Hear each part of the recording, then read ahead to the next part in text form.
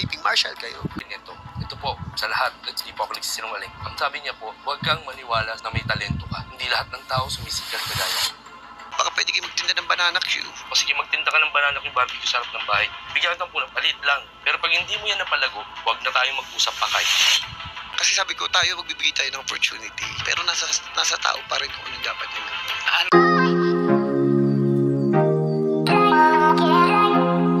Nagsalita si Rod Navarro Jr. laban kay Coco Martin dahil sa di umano'y on-set remarks. Malakas na pahayag ang inilabas ni Rod Navarro Jr. laban kay Coco Martin hinggil sa umano'y karanasan niya sa set ng FPJ's Batang Quiapo. Sa kanyang Facebook post, itinanggi ni Navarro ang isang umiikot na panayam kung saan ibinahagi umano ni Coco na may natulungan siyang makapasok sa proyekto. Ngunit kalaunan ay nadismaya dahil nawalan umano sila ng tiwala sa kanilang sarili. Mariing itinanggi ni Navarro ang bersyong iyon. Ayon sa kanya, hindi niya tinanggap ang tulong dahil sa umano'y masamang pananalita at babala na ang isang pagkakamali ay maaaring maalis siya sa proyekto.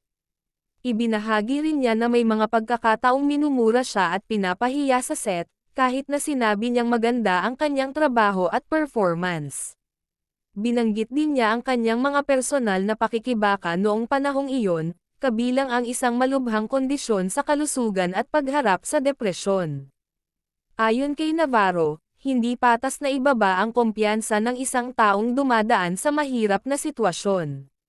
Sa kanyang post, idiniin din niya ang koneksyon ng kanyang ama, ang yumaong veteranong aktor na si Rod Navarro, sa industriya at sa legacy ng pangalan ni FPJ, na aniya ay bahagi na ng kanilang kasaysayan, at dahil sa naging post ni Navarro sa kanyang social media, ay sinagot lahat ni Coco Martin ang kanyang mga alegasyon kung saan, ay sinabi nito na hindi totoo ang mga binitawan na mga salita nito, sa kanyang social media, bagkus ay gusto umano ni Coco na bigyan siya ng isang maliit na negosyo para makasimula ng bagong buhay, bagamat ito ay tinanggihan ni Navarro. At ngayon nga sa bagong panayam kay Navarro ay sinasabi nitong nasasaktan siya at umiiyak dahil sa mga pinagagawa ni Coco Martin at sa mga salita umano nito na nakakasakit ng damdamin. Narito at pakinggan. Oo, matapang ko sasabihin. Parang sorry sabihin pero may kaya ba? Hindi, para pag wala kayong taping, Marshall, kayo. Ang offer sa akin ito po, sa lahat, hindi po ako nagsisinungaling. Ang sabi niya po, huwag kang maniwala na may talento ka. Hindi lahat ng tao sumisikat kagaya mo. Kapag may nagsabi sa akin na mayabang ka o nagkamali ka, isang pagkakamali lang, PI, tanggal ka.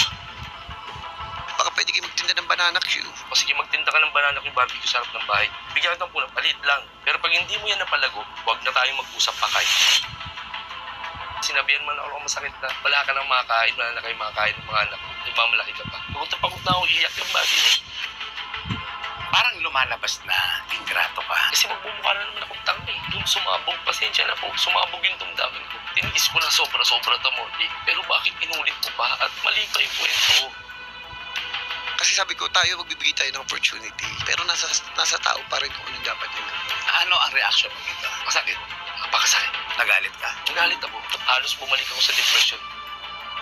Naniniwala ka sa mga sinasabi ko? Hindi. Kung kaya nilang patunayan, it's either pudulan ako ng ulo, ipabaril ako sa gitna ng luneta, o ipakulong ako sa lahat ng presinto. Pero pag hindi nyo napatunayan yan, sinasabi ko sa inyo, Diyos na ang bahalang bumalik sa inyo. Kung bibigyan ka rin ng pagkakataon na balik ka ng nakaraan, gugustuhin mo bang lumapit kay Coco at humingi ng tulong? Hindi na po. Hindi na ako yung dating road na pwede mo tapak-tapakan. Mas madaling sukatin ang wallet ng tao. Ang naging kasalanan ko lang sa inyo at sa'yo, hindi naging mahirap po.